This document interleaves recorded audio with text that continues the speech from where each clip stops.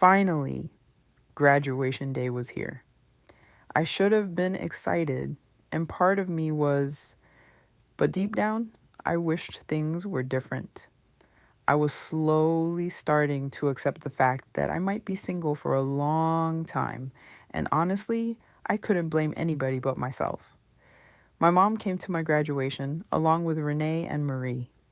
Marie had just given birth to a beautiful baby boy, and seeing her so happy made me smile. Motherhood looked good on her. She seemed more grounded now, more at peace.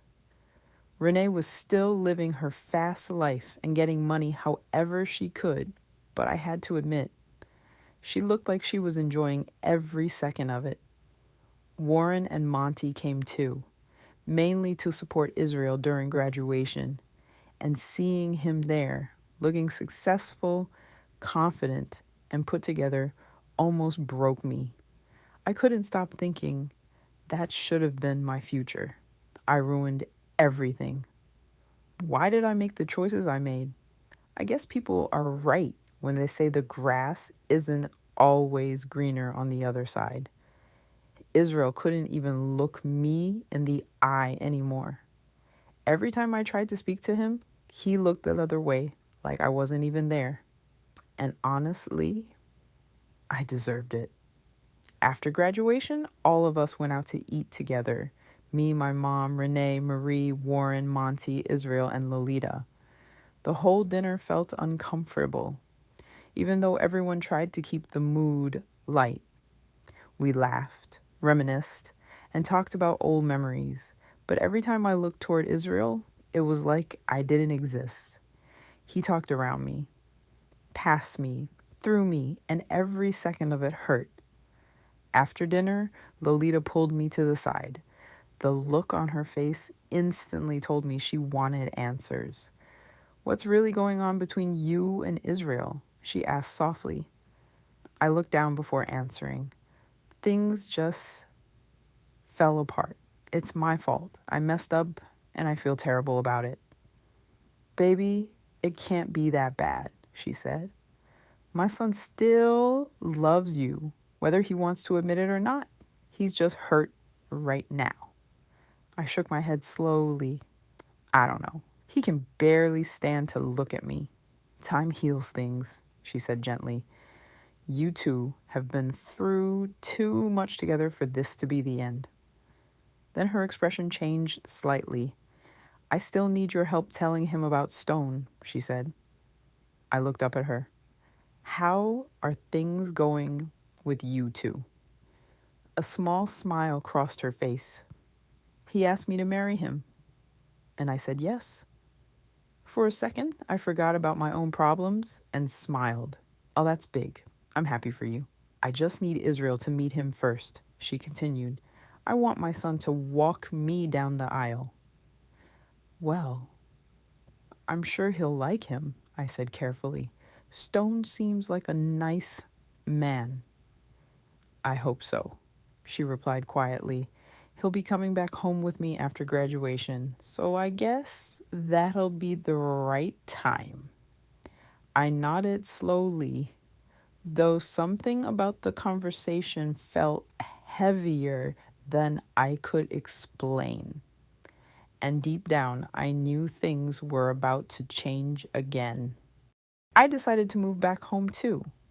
Finding a job had been harder than I expected, and my mom was stressed because she still couldn't find work either.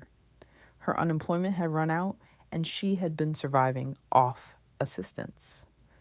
That wasn't like my mom at all. She had always worked hard, so seeing her struggle hurt me. Still, I couldn't blame her. I knew she was trying just like I was. It was frustrating going to school for 4 years, earning a degree, and still not being able to find a decent job. When I walked back into my old room, everything looked exactly the same.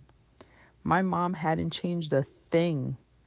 I figured I needed to get out of the house for a little while and clear my head, maybe grab a drink or two. I called Renee first because I already knew it would probably be hard for Marie to find a babysitter for the baby. Renee was down to go out, but she told me we'd have to wait until around 11 because she had somebody to meet first. I respected it. Everybody was trying to survive the best way they knew how. While I waited for it to be time to leave, reality started hitting me hard. Me and my mom were both unemployed, bills were piling up, and something had to change fast.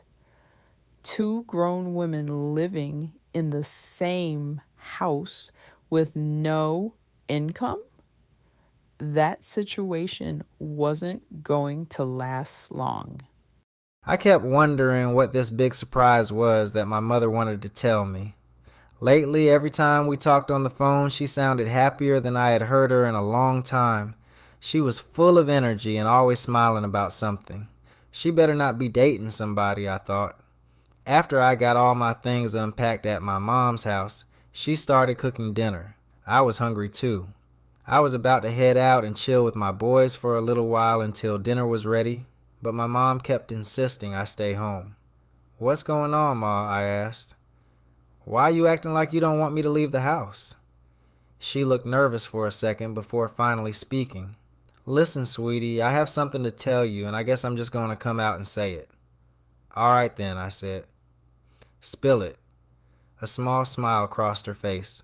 "I've been seeing someone, and I really love him." I looked at her in shock. "You got a man?" I asked. "Yes, I do," she said quickly. "How long was I supposed to stay single? The rest of my life?" I couldn't even answer. "We've been dating for a while," she continued, "and he asked me to marry him, and I said yes." "Married?" I repeated. "Yes," she said softly, "and I want you to meet him because I want you to walk me down the aisle." I leaned back on the couch trying to process everything.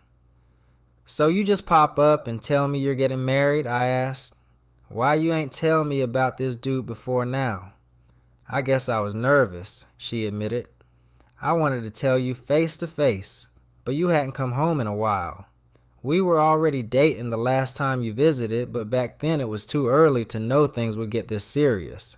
I sat there quiet for a second before finally asking the only thing that mattered. "Does he treat you right? Does he make you happy?" A smile spread across her face instantly. "Yes, he does. He's kind, patient, loving. Just a really good man." I nodded slowly. "All right then," I said. "So when am I meeting him?" "He'll be here in about an hour," she replied. After that, I decided to go take a shower and relax before my mom's new fiancé showed up. Honestly, if my mother was this crazy about him, maybe he really was a cool guy. At the end of the day, I just wanted my mom to be happy. Who was I to stand in the way of that? It was finally around 11 p.m., and I was ready to get out of the house and spend some time with my girl.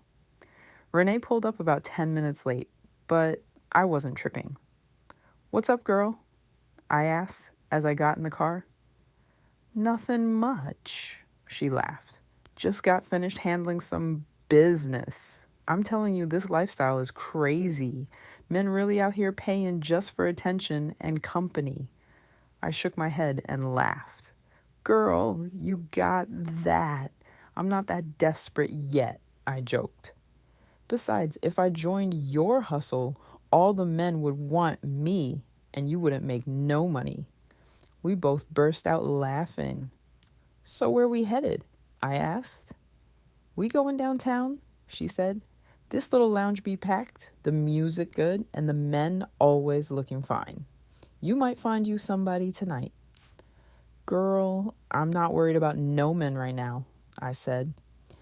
"That's what got me into this mess in the first place." Renee rolled her eyes. "Please. Everybody out here doing what works for them. I just make sure I handle my business smart." I laughed softly. "I see you," I said.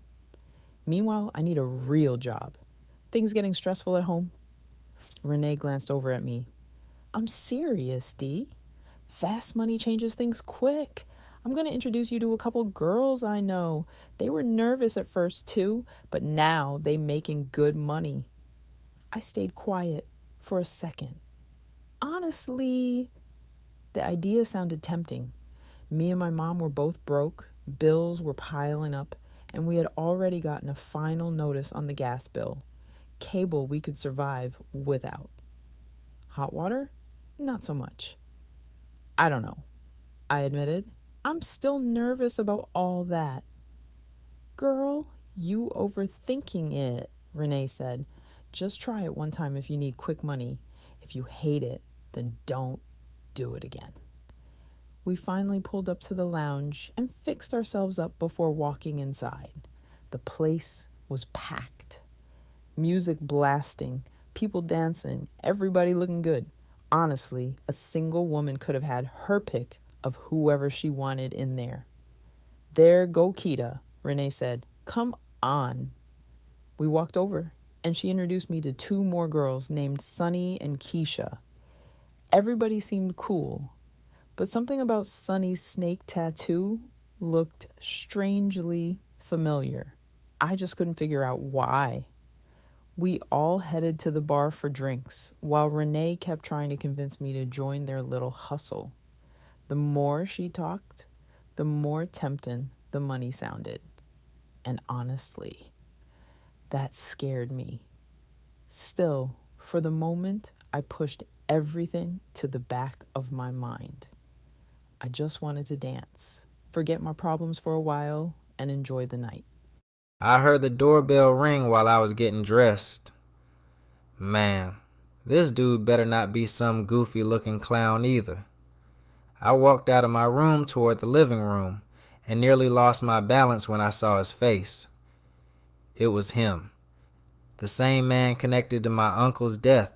For a second, everything around me went quiet, and now this man was standing in my mother's living room smiling like nothing ever happened.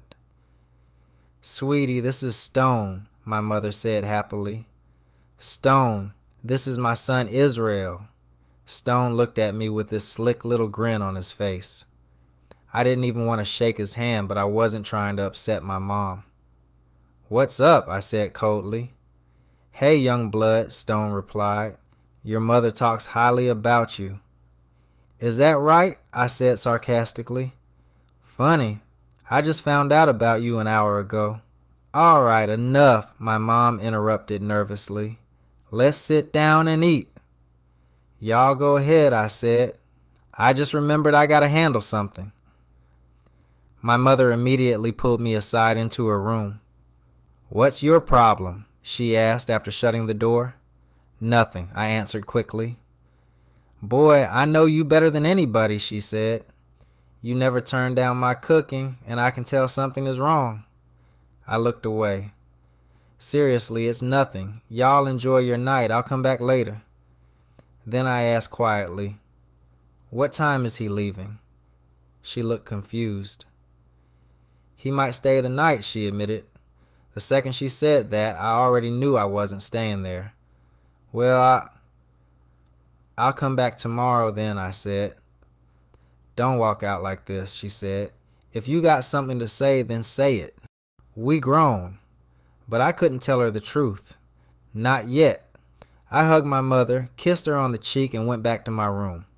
I threw a few clothes into a bag and decided I'd just grab a hotel for the night. Tomorrow I'd call my cousin and figure out my next move. Right now my head was too gone. Too much anger, too many thoughts, too many memories. I needed a distraction before I did something reckless. Then somebody crossed my mind. Sunny. Me and Sunny had history. She was always down for whatever, and she knew exactly how to take my mind off things whenever life got heavy. I grabbed my phone and leaned back against the bed for a second. Funny thing was, my mother thought tonight was about new beginnings, but she had no idea the night might have just started a war.